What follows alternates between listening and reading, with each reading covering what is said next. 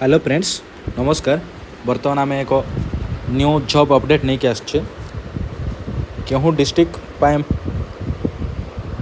Office of the district जज Dhenkanal district पाए okay. तो 15 मे 2024 रे रिलीज है। तो बर्तमान पोस्ट कौन कौन रही देखा ओके। आउ सैलरी कौन रोचे आउ यूआर एससी एसटी एससीबीसी कौन रोचे देखा ओके।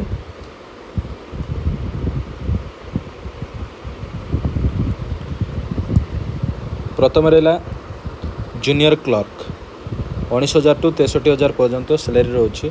यूआर पोस्ट रोचे गोटे, एससी रोचे 3टी आउ एसटी रोचे 8टी, एससीबीसी रोचे गोटे आउ टोटाल रहा 13टी ओके।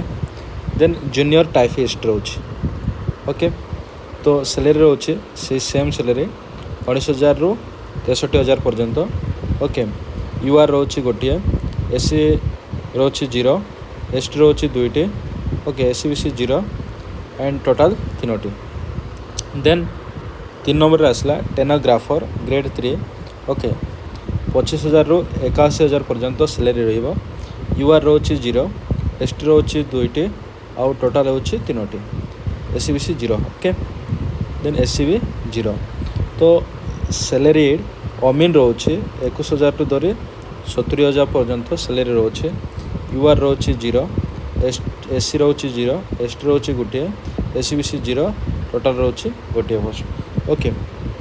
आउ कौन देखा ना एलिजिबिलिटी ऑफ कैंडिडेट्स ओके।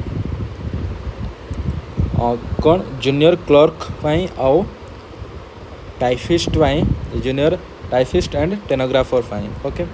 तो से इंडियन सिटीजन हो एटलिस्ट +3 पास कर डीसीए कंप्यूटर थो कि पीजीटीसीए एवं एज 18 रु 42 हो आउ एज रिलैक्सेशन रोचे SC ST OBC SCBC 5 years okay rules अनुसार। तो ये मेंशन एज रिलैक्सेशन मेंशन कर नहीं देखा। तो ए रूल अनुसार एज रिलैक्सेशन रोचे ओके। तो ये भल भाव से मेंशन करना ओके।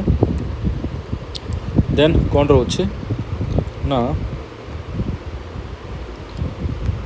आउ कौन दरकार ना able to speak read writing Odia होता दरकार ओके। एमए स्टैंडर्ड हो 7th हो 8th हो 9th हो से स्टैंडर्ड हाई स्कूल लेवल हो ओके। तो ओडिया मीडियम थोड़ा दरकार, गुड कैरेक्टर होता दरकार ओके। तो ये सब रोचे आउ कंप्यूटर स्पीड के दरकार देखो 40 स्पीड थी दरकार निहाती तो क्वालिफाई कर ओके। एंड ये अमीन पोस्ट पाई कौन क्वालिफिकेशन दरकार कौन क्राइटेरिया रही ओके। तो आउ कौन फी एग्जाम फी कौन दरकार fee no examination fee required okay. Free रे आपण पके पारे। आउ लिस्ट ऑफ डॉक्यूमेंट आपण एटी देखि पारते लिस्ट ऑफ डॉक्यूमेंट ओके। तो ये आपण माने भल भाव देखि नेबो ओके। तो जे पकेबार अच्छे ये डॉक्यूमेंट को डाउनलोड करिवो भल भाव पढ़िबो आउ डॉक्यूमेंट लिस्ट करिवो देन पठेइबो ओके। स्पीड पोस्ट रे पठेइबो ओके। देन रहिबो आपण मानको सिलेबस कौन रोचे पार्ट 1 पार्ट 2 पार्ट 3 एटा जूनियर क्लर्क को फर्स्ट वाइन रोचे। English arithmetics general knowledge computer science viva ए प्रकार टाइम देछे आउ मार्किंग देछे ओके। तो सिलेबस कोथिरे केते मार्क आसीबो एवं essay written 30 mark, application letter और application 20 mark, then Odia passage to be translate English 15 mark ए सब आसो भल भाव पढ़ी नेब ओके। देन प्रैक्टिकल है कंप्यूटर ओके। जनरल नॉलेज आसो बायोलॉजी रहिबो ओके। एवं टेनोग्राफर फाई कौन रोचे ओके। टेनोग्राफर फाई पार्ट 1 पार्ट 2 पार्ट 3 रोचे। English short writing typing test computer science and biology रोचे ओके। ये मार्क देखि नियंतु आउ टाइम ओके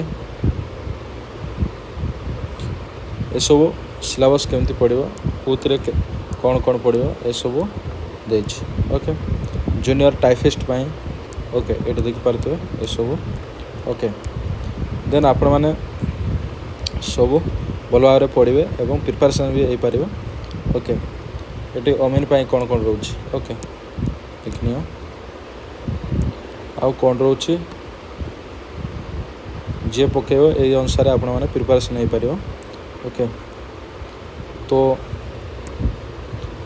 यही एड्रेस रे आपण मैंने सेंड करें स्पीड पोस्ट कि रजिस्टर्स पोस्ट यही एड्रेस रे दि डिस्ट्रिक्ट जज ढेंकानाल फिओ डिस्ट्रिक्ट ढेंकानाल पिन 759001 5 PM 27/6/2024 सुधा पॉजिटिवली पहुँचवा पड़ो आपणकर एप्लिकेशन डॉक्यूमेंट ओके तो फॉर्म केंदी देखिए